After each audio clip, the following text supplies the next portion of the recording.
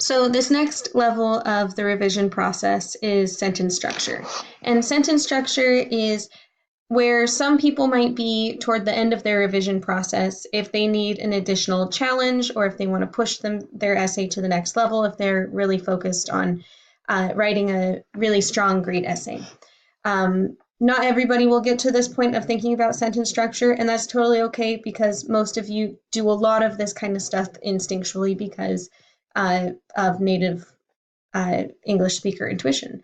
However, the main parts of sentence structure that you need to know are that sentence structure is made up of grammar and is made up of syntax. So grammar are just the rules of English, and most people don't even realize that they're following these rules all the time, and it's just what happens. Occasionally we'll have a typo or we'll just like mess up and we won't catch it, and that's when we need to go back and fix our grammar.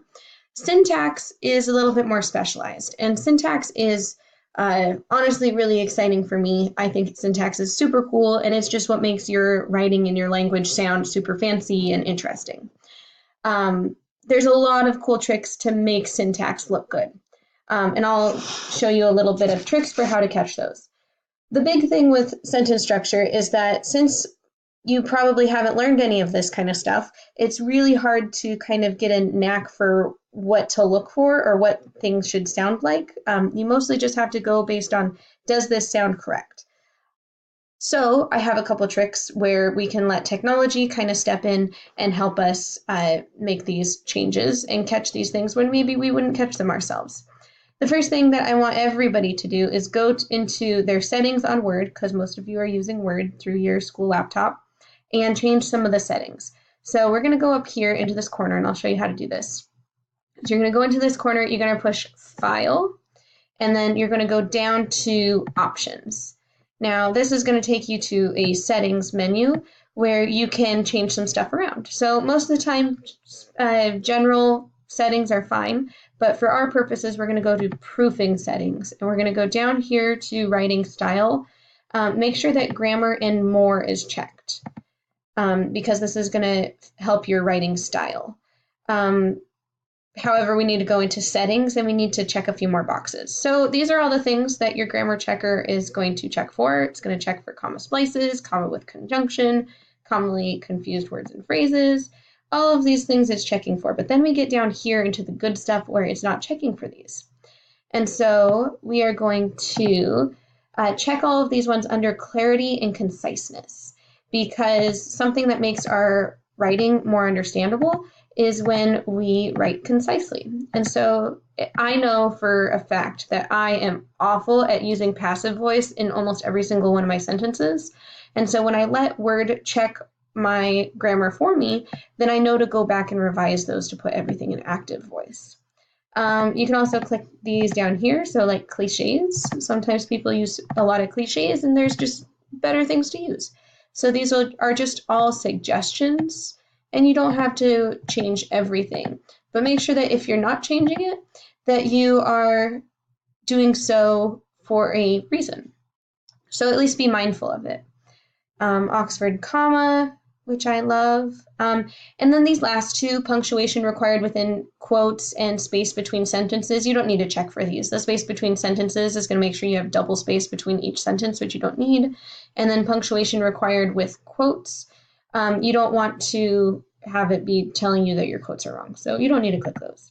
After you do that, you click OK. And then I'll just show you how it'll check my document.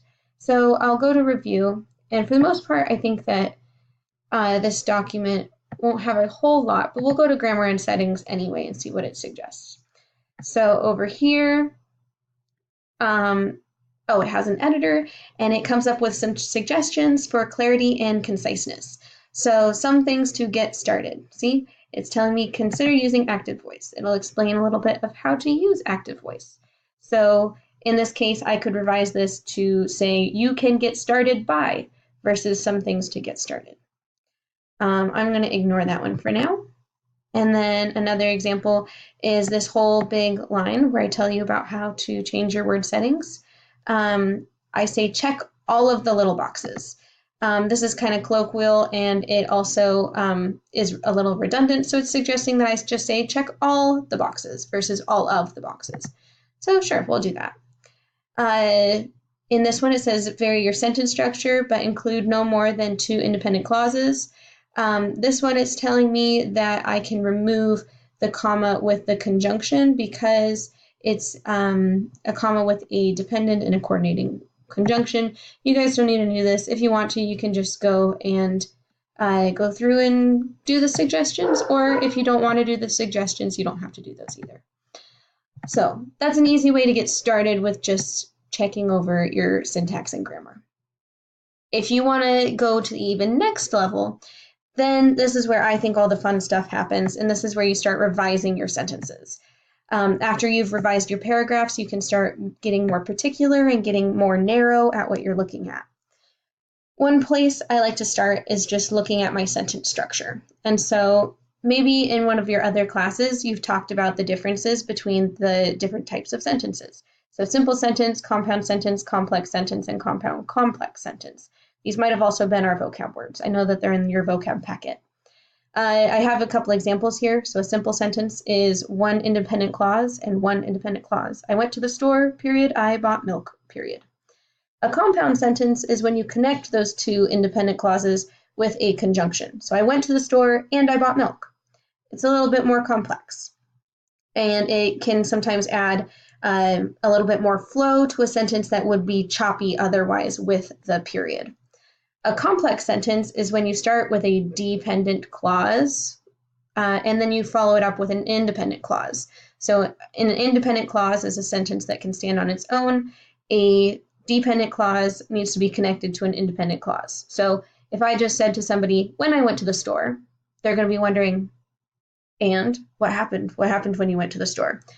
So that's how I know it's a dependent clause, because it needs to be connected to what I did at the store, which is I bought some milk.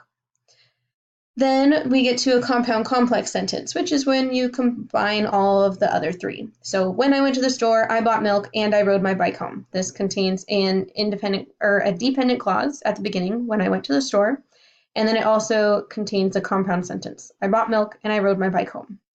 There's a lot of other things that you can do to your sentences to make them fancy by adding participial phrases and all kinds of other stuff, but you'll do that instinctually and you don't necessarily need to know that you're doing it. But if you're like me and you use the compound complex sentence constantly, or you find that you're using simple sentences or compound sentences one after another, maybe using a different sentence structure will help you create a little bit more rhythm to your writing. So I do say that make sure all of your sentences are complete sentences. So I know that sometimes people will just include sentence fragments because they don't know the difference. And it's really easy with your word grammar and spelling check for that to check for you and tell you to fix those. So I really highly recommend changing those settings. But to catch them on your own, a fragment is just when you have a dependent clause all by itself. So when you say, when I went to the store versus when I went to the store, I bought milk. Bought milk also is a fragment because it doesn't have a subject. So it doesn't say that I bought the milk. So those are just some things to think about with varying your sentence structure. A third thing that many of you can go back to check out, and this one is a little bit more picky, but it's avoiding lots of prepositions in your sentences. So I find that I do this too when I'm just talking. I use a lot of prepositions. I use a lot of I went to the store, I go here, I this of this of this.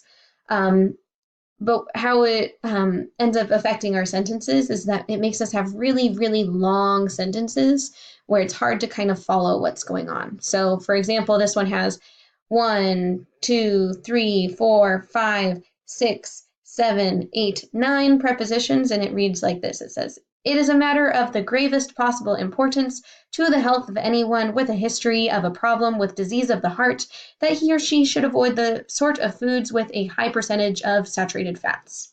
That's a lot of prepositions. By the end of that sentence, I don't really actually know what you're talking about.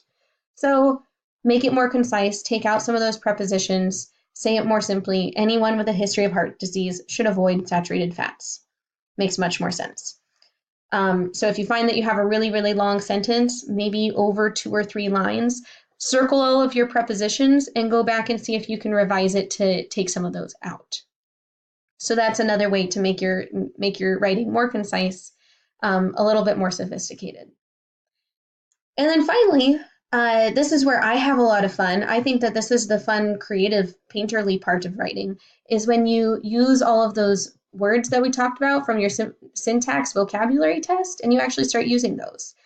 So I listed some of the ones from your vocab list that I actually use myself because I find them easy and they can add some effect to your writing. So, for example, anaphora, I always forget how to pronounce this one. This is when you repeat something at the beginning of each sentence. And the reason why you would do this is because it has a dramatic building effect like a crescendo in music. So when I read this out loud, you're going to hear that effect through the repetition. So we cannot celebrate a man who burned villages to the ground. We cannot celebrate a man who murdered thousands of innocent people. We cannot celebrate a man whose actions and beliefs are counter to our values as Americans. So you can kind of see how it like builds intensity. And this is a great way to kind of, I think that this builds pathos in a way because you're making somebody want to do something and take action against this horrible man. I was inspired by Columbus. Asyndeton is another one that's easy to use. This is where you just take out your conjunctions in a list. It can also have a building effect and give a thoughtful, pensive tone when you end your sentence because it sounds something like, Janice is self-schooled, self-scanned, self-honored, self-secure. And it just kind of leaves you dangling like that. And so when it leaves you dangling, like, I don't know, maybe it leaves space for the reader to fill in all of the other things that this person could possibly be. So that's another one that's easy to do. Polysyndeton is the opposite. It's when you use lots of conjunctions. And so I think that depending on how you're using it, it can have 2 different effects. One can be a hurried and urgent effect, like a child telling a story, or it can have a dramatic and slow effect, depending on your use of punctuation. So, for example, I went to the store and I slipped and I fell and I cried right in the middle of the canned soup aisle. So because I have all of these conjunctions, I am actually saying this story really, really fast. As opposed to the next example, when I say, since brass, nor stone, no earth, nor boundless sea, all of these nors and all of these commas make it so that I have a pause in between each item on the list. And so that's another way to add an effect. Parallelism, I've kind of talked about in class sometimes. It's where all of the items in your list have the same word ending or of the same type of speech. So rowing, swimming, diving, they're all ing verbs. I rode my bike, went to the store, bought ingredients for dinner. All of these start with a verb in between the commas. And then careful thinking and precise writing. This is a terrible example it gives you in your vocab sheet. But this one's actually an example of an adjective plus an ing verb in both items on either side of the and. So that's another one that makes you sound more sophisticated, a little bit more control over your language. And then finally, climax is when you put the most dramatic thing at the end of a list. This is another way to kind of add emotion or an element of surprise. So the example from your vocab sheet, when the bucket fell off the ladder, the paint splashed onto the small rug, the drop cloth, the sofa, and the Rembrandt painting. So that's a climax to leave you like, oh my gosh, oh no, the painting. And it goes in order from least to most importance. So a small rug, not very important. The drop cloth, maybe a little bit bigger. The sofa, oh no, you got paint on the sofa. And then the Rembrandt painting, like, oh no, you know this is a big deal. So those are some that I like to play around with, but you are free to choose any of the other ones on the list or on the poster at the back of the classroom, just to add a little bit more interest to your writing. So along with the other 3 things I talked about, avoiding prepositions and varying your sentence structure, and then just checking word and all of the grammar, I'm not going to say errors, but all of the grammar suggestions that it's going to have for you. That's another way to keep revising your essay to make it even stronger.